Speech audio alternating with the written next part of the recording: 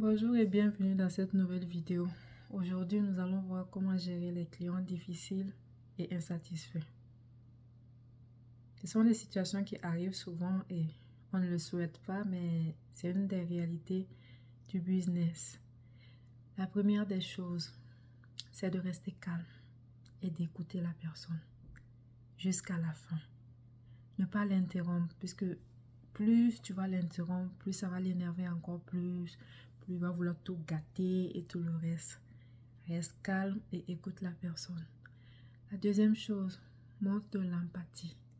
Oh monsieur, je vous comprends parfaitement, tout en restant calme et en l'écoutant, à ne pas l'interrompre plusieurs fois. La troisième chose, ne pas prendre les choses personnelles. J'ai déjà travaillé dans un centre d'appel et c'était vraiment pas du jeu. Du matin au soir, on nous appelait pour nous insulter comme du poisson pourri. Souvent, quand je sortais de là, j'avais mal à la tête et j'avais atteint mon quota d'encaissement de gros mots, d'insultes, de cris, d'injures et tout le reste. Du matin au soir, c'était pas du jeu, c'était pas une blague. Les clients qui étaient vraiment fâchés. Et il fallait rester calme, écouter la personne jusqu'à la fin. Donc, ne prends pas ces choses à cœur. Dis-toi que la personne est fâchée après le business. La personne est fâchée après telle situation et c'est pas de ta faute.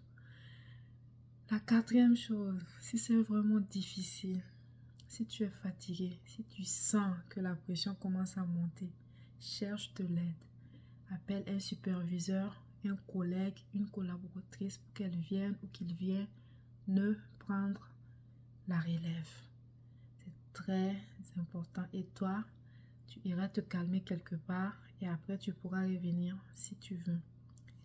La cinquième chose, essayer de voir vraiment la raison de sa plainte et puis tout et trouver une solution à l'amiable avant que la chose aille très loin. Souvent, c'est même pas grand chose que la personne veut.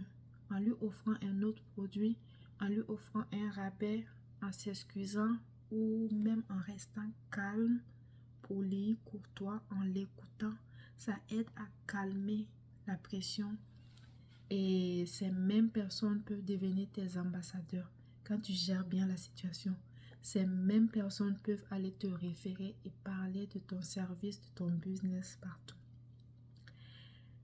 Donc, n'hésite pas et j'espère vraiment que tu auras le discernement de bien gérer les choses.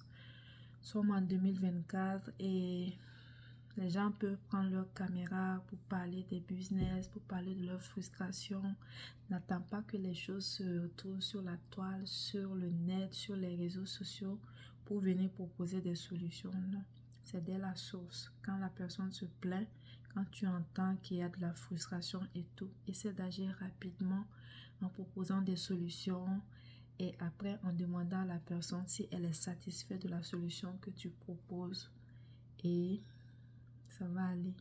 C'était tout pour aujourd'hui. N'hésite pas à partager la vidéo, à liker, à commenter. Peut-être que ça pourra aider quelqu'un. On se dit à une prochaine vidéo.